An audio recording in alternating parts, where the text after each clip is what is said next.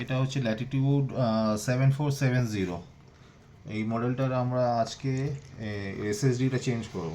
Simple, খুব বেশি difficult না। তো এখানে চেঞ্জ করছি স্ক্রুগুলো। এখানে আমরা স্ক্রুগুলো সব খুলছি। স্ক্রুগুলো এখান থেকে ডিটাচ হয় না, এর সঙ্গে লেগে থাকে বেজের সঙ্গে। স্ক্রুগুলো খুলতে থাকছি।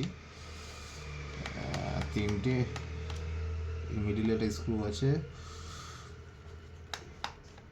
4,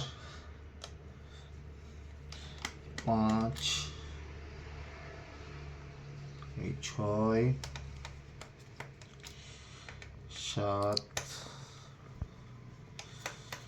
টোটাল 8টা স্ক্রু থাকে। সব স্ক্রুগুলো আনটাইট হয়ে গেছে। এবার সিম্পলি এইখানে একটা পোর্ট থাকে, এখানে পোর্ট থেকে হালকা করে টানবো, এমনি সিম্পল খুলে যাবে। তো আমরা এসএসডি চেঞ্জ করার আগে সবার প্রথমে ব্যাটারিটা আমরা ডিসকানেক্ট করব।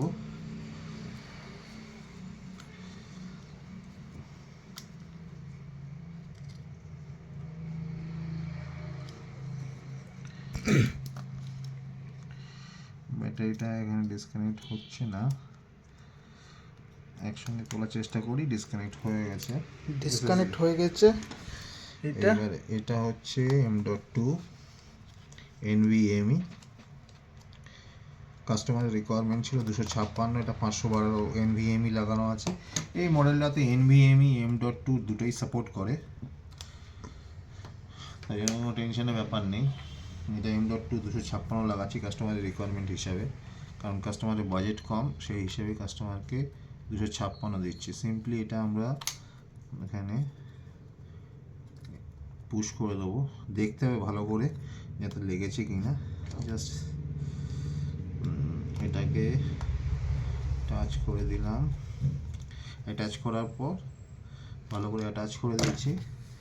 এখানে আমরা আবার ব্যাটারিটা লাগিয়ে দেবো। এবার ল্যাপটপটা অন হবে না বেসিক্যালি, যেহেতু ল্যাপটপটাকে ব্যাটারির সঙ্গে ডিসকানেক্ট করা হয়েছে। তো জাস্ট আমরা এর জন্য পাওয়ার কেবিলটা লাগবে। পাওয়ার কেবিল লাগিয়ে একবার জাস্ট ডিসপ্লেটা চেক করে নেবো। আমার চলে আসে এইদিকে, দেখি ডিসপ্লে চলে আসছে কিনা।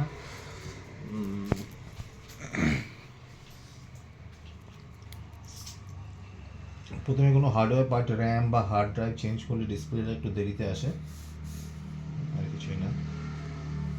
টাইম লাগবে ডিসপ্লেটা আসতে, কিন্তু এসে যাবে ডিসপ্লে। ল্যাপটপ অন হয়েছে, কারণ এখানে ব্যাকলাইট কিবোর্ড জ্বলে গেছে। হ্যাঁ, ডিসপ্লে আসছে।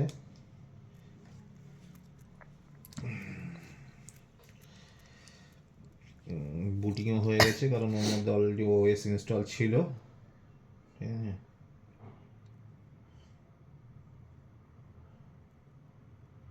আপডেটিং হচ্ছে, কারণ কিছু আপডেটিংয়ের ব্যাপার ছিল। ব্যাটারিটা খোলা হয়েছিল না? না, ব্যাটারির জন্য না, উইন্ডোজে আপডেট হয়েছে।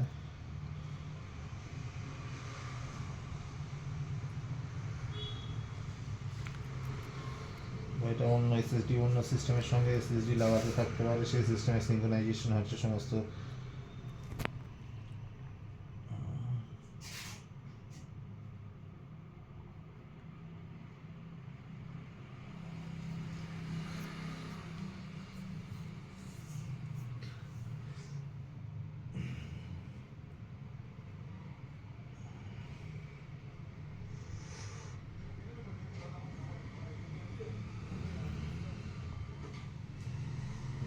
চলে এসছে।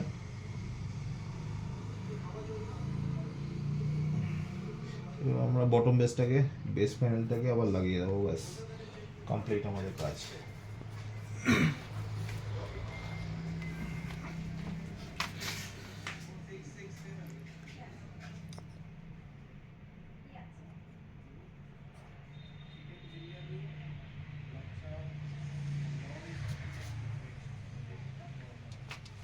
বেসটাকে স্যাম্পল বসাবো।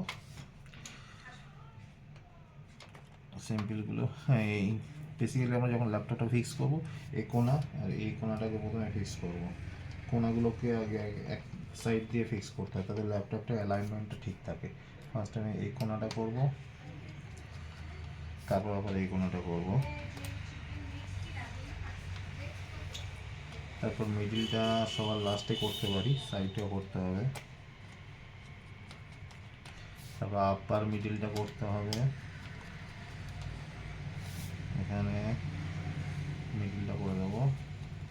আরেকটাই বাকি আছে ওই ধারে, ওই ধারেরটা। সব হবে, এই মিডিলটা করে দেবো। এই যে দেখুন হয়ে গেল। এখানে অ্যালাইনমেন্টগুলো উঁচু হয়ে আছে, সেট করে দেবো। একবার এই সাইড দিয়ে ভালো করে দেখে নেবো কোনো জায়গায় উঁচু হয়ে আছে কি না। কোনো জায়গায় উঁচু হয় নাই, ফিক্স হয়ে গেল, কমপ্লিট। কমপ্লিট।